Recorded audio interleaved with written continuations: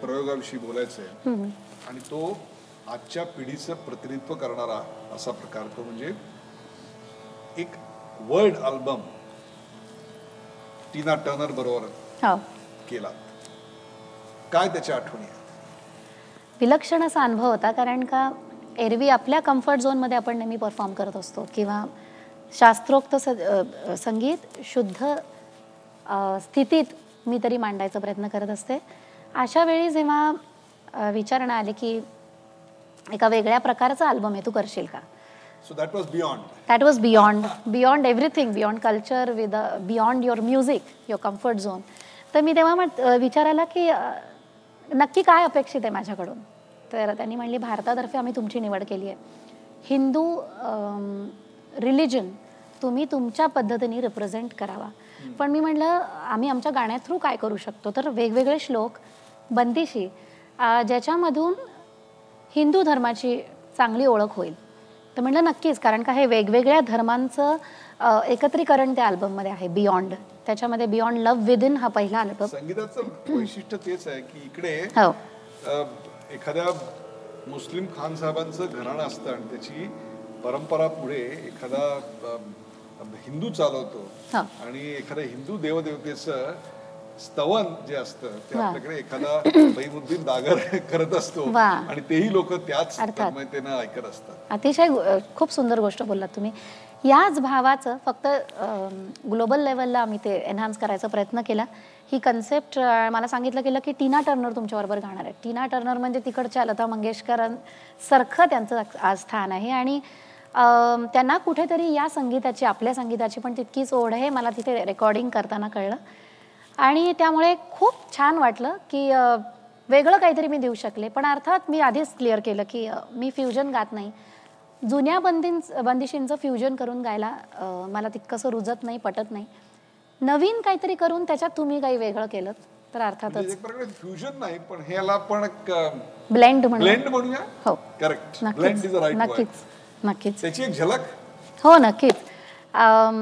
वेगवेगळे जॉनर्स याच्यात आम्ही हाताळले की बंदिशी होत्या, कुठे भजन होतं आणि ते सगळं त्यांच्या चर्चेसमध्ये जे कॉयर आपण ऐकतो किंवा जी हार्मनी ऐकतो त्याला संलग्न जाईल असं काहीतरी करायचं होतं.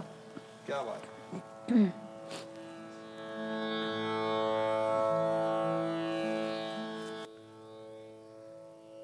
रे म प ध म ध सा रे म रे ग सा रे प ध. दुर्गा, पण त्याच्यामध्ये वेगवेगळे बाकीचे स्वर घेऊन त्यांच्या हार्मनीला मॅच असं. कारण माझ्यासमोर ठेवलं होतं आमेन आमेन आमेन आमेन आमेन. त्यांचं असं एक म्हणणं होतं की त्यांच्या धर्मामध्ये, ख्रिश्चन धर्मामध्ये ख्राइस्ट हा पूजनीय आहेच, पण त्याच्याबरोबरच मेरीसुद्धा खूप पूजनीय व्यक्ती आहे ऑन हर ओन. कारण का ती ख्राइस्टला जन्म देणारी महान स्त्री आहे. तर असं काहीतरी तुमच्याकडे मिळेल का ऐकायला? तेव्हा मी म्हटलं की मी संस्कृत जर का असं असेल तर खूप कठीण जाईल समजायला. तर म्हणून मी ही बंदिश बांधली.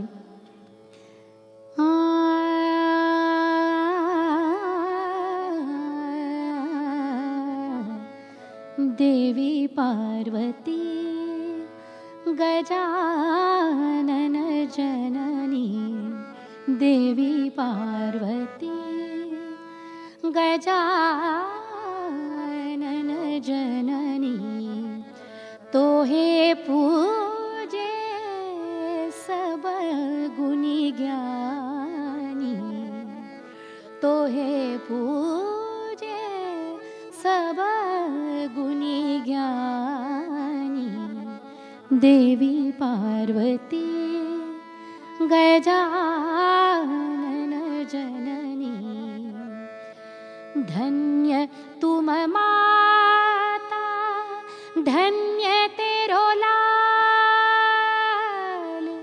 धन्य तुम माता, धन्य तेरो लाल, आयो शरण तोरे, आयो शरण तोरे, कृपा कर दानी, आमेन आमेन आमेन. असे स्वर ऐकले की वाटतं हे स्वर जिथे उमटतात, मग तो गाभारा असेल किंवा चर्चच्या समोर बसून प्रार्थना म्हणण्याची जागा, भाव तोच असतो, स्वर तेच असतात, धर्म वेगवेगळ्या पद्धतीने इंटरप्रिट करतात, अन्यथा या सुरावटींवरूनच जात परमेश्वराची प्राप्ती होत असते.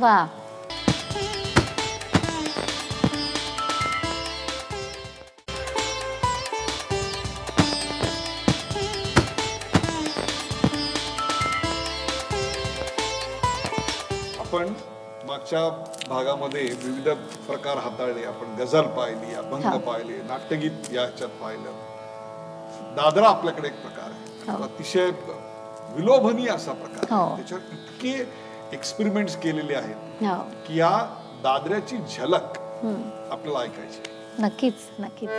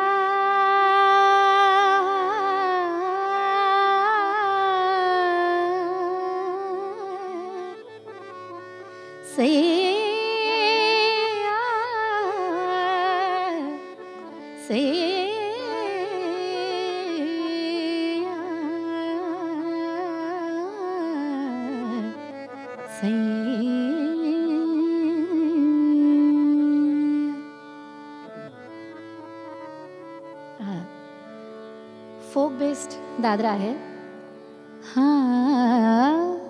सननन रात कर हो, सननन रात कर, बहला पवनवा हो,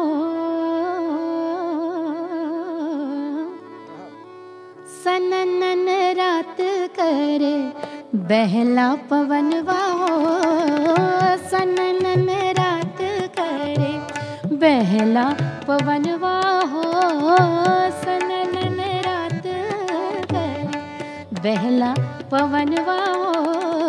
सैया मोहे लेके बैठे, सैया मोहे लेके बैठे, सैया मोहे लेके बैठे, सैया मोहे लेके बैठे, बैठल अंगनवा हो, सैया मोहे लेके बैठे, बैठल अंगनवा हो, सननन रात करे, सननन रात करे.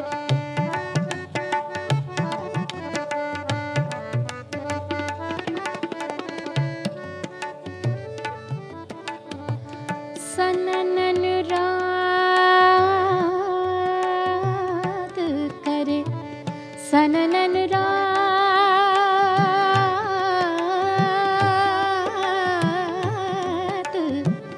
सननन रात करे, अरे सननन रात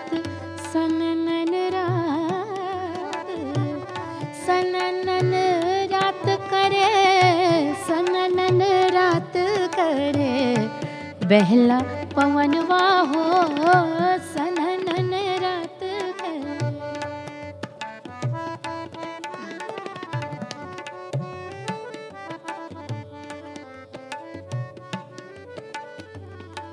सननन रात सननन रात सननन रात करे सननन रात करे सननन रात करे सननन रात करे सननन रात करे सननन रात करे सननन रात करे सननन रात करे बहला पवनवा सननन रात करे।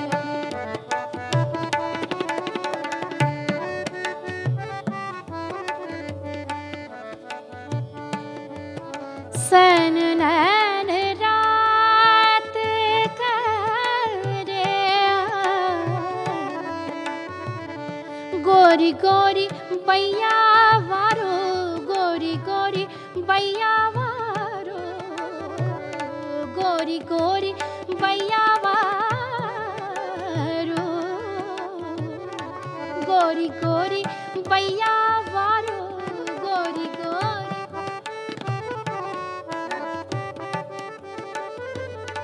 गोरी गोरी बैया वारो गरबा लगैला गोरी गोरी बैया वारो गरबा लगैला गोरी गोरी बैया वारो गरबा लगैला गोरी गोरी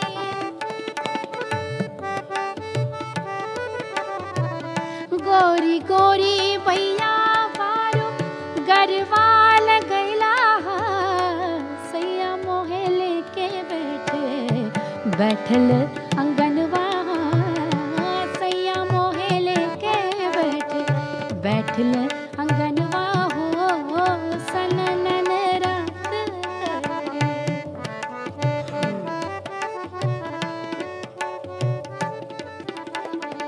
रोटियां पवनवा गैली चूल्हवा पसिनवा रोटियां पवनवा गैली चूल्हवा पसिनवा सैया मोहे लेके बैठे सैया मोहे लेके बैठे सैया मोहे लेके बैठे सैया मोहे लेके बैठे बैठल अंगनवा सननन रात करे बहला पवनवा हो सननन रात करे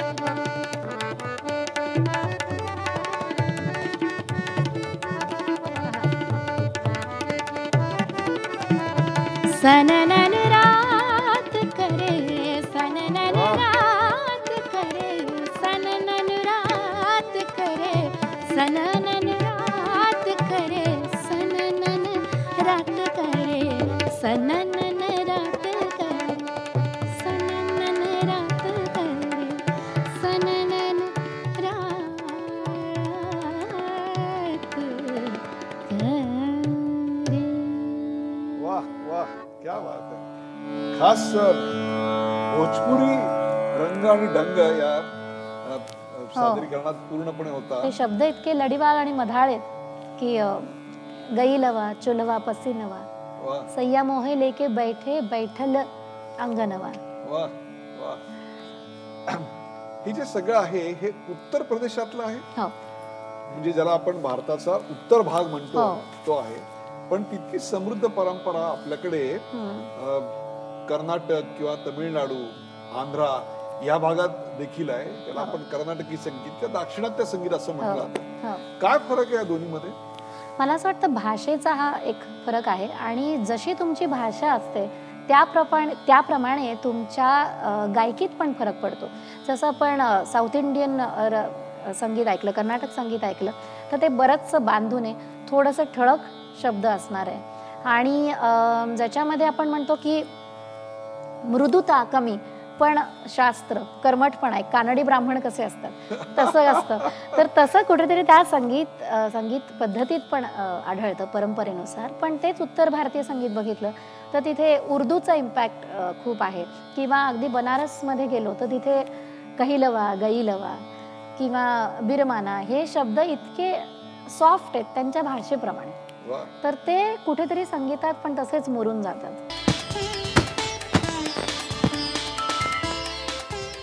असंख्य गावोगावी मैफिली झाल्या. अगदी अत्यंत प्रतिष्ठेच्या असलेल्या सवाई गंधर्व मध्ये पण सादरीकरण करायची संधी मिळाली. काय होता तो क्षण? अतिशय सुंदर. कारण का प्रत्येक गायकाचं स्वप्न असतं की सवाईमध्ये एकदा गायला मिळायला पाहिजे. आणि माझं भाग्य की त्या दिवशी माझे 3ही गुरु समोर बसले होते. वीणाताई तेव्हा हयात होत्या. आणि कसं काय कोणास ठाऊक मला असं मनात आलं की जरी हे खूप दडपणाचं काम आहे तरी पण आपल्या बंदिशी आपण सवाईमध्ये का नाही गाऊ. कारण का भीमसेनजींच्या घरी आम्ही एकदा गेलो असताना मला अचानक ते म्हणले की चला तंबोरा आणा काळीपातचा आतमधून आणि काहीतरी ऐकव. तर तेव्हा मी यमनमध्ये नुकतीच केलेली बंदिश ऐकवली होती धाडस करून. मी म्हणलं अण्णा हे तुमच्या चरणी अर्पण आहे. मला म्हणले की नाही तुझं योग्य चाललंय, नवीन घडायला पाहिजे, काहीतरी नवीन करायला पाहिजे आणि तुझी ही वाटचाल चांगली आहे, या वाटेवर चालत राहा. हाच त्यांचा आशीर्वाद मला असं वाटतं खूप होता माझ्यासाठी. आणि ते हयात असतानाच मी सवाईला गायले. आणि पुरिया धनाश्रीमध्ये माझ्या 2 बंदिशी स्वरचित बंदिशी सादर केल्या. आणि त्यानंतर आठवते मला ग्रीन रूममध्ये मागे वीणाताई आल्या आणि काही शब्द फुटेनात त्यांच्या तोंडातून, माझ्या तोंडून काही फुटेना आणि इतकी जोरात मिठी मारली आणि रडायलाच लागल्या. तर तो क्षण अविस्मरणीय माझ्यासाठी, कायम लक्षात राहील तो.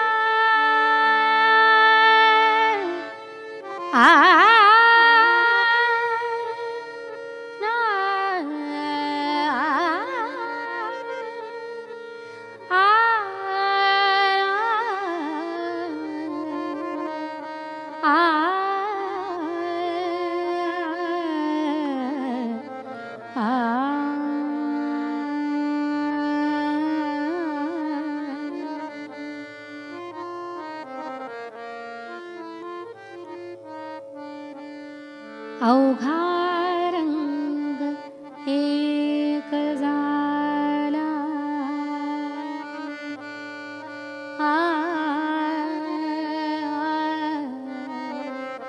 अवघा रंग एक झाला, रंगी रंगाला श्रीरंग, रंगी रंगला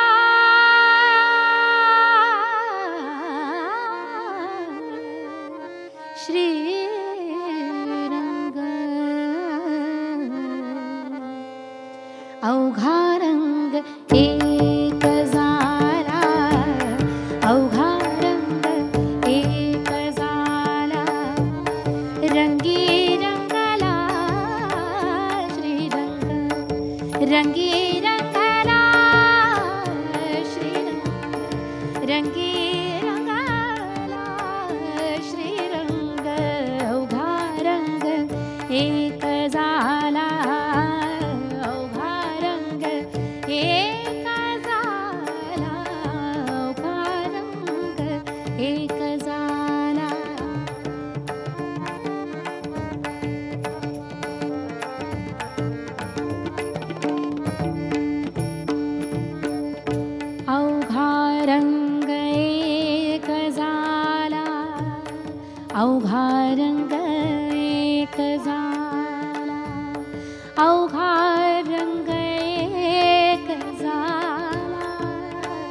अवघा रंग एक झाला, अवघा रंग एक झाला, अवघा रंग एक झाला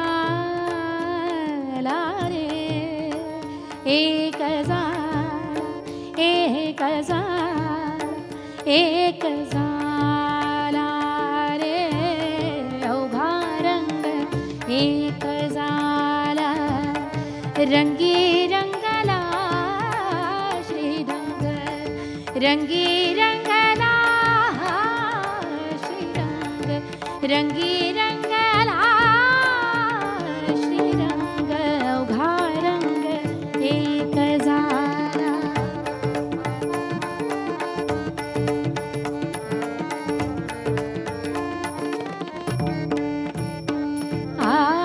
मी तू पण गेले वाया, मी तू पण गेले वाया, मी तू पण गेले वाया,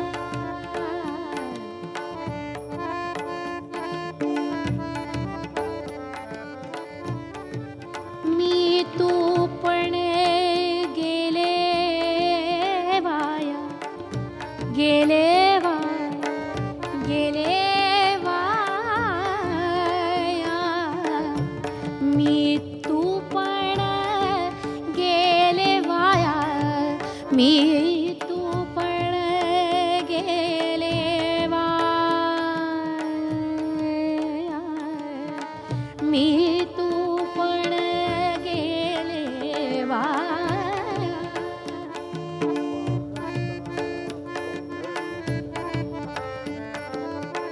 मी तू पण गेले वाया, गेले वाया, मी तू पण गेले वाया, वाया,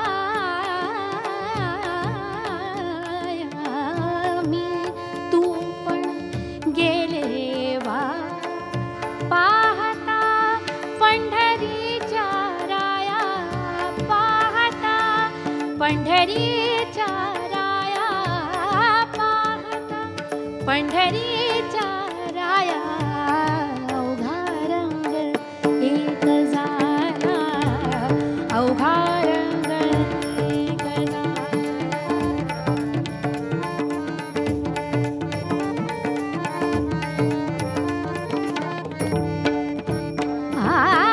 पाहते पाहणे गेले दूरी,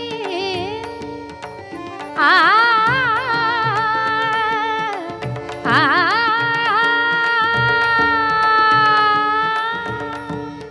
आ आ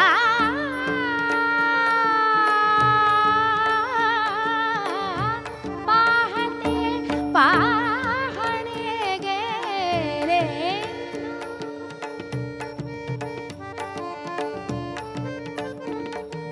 म्हणे सोकियाची महारी, म्हणे सोकियाची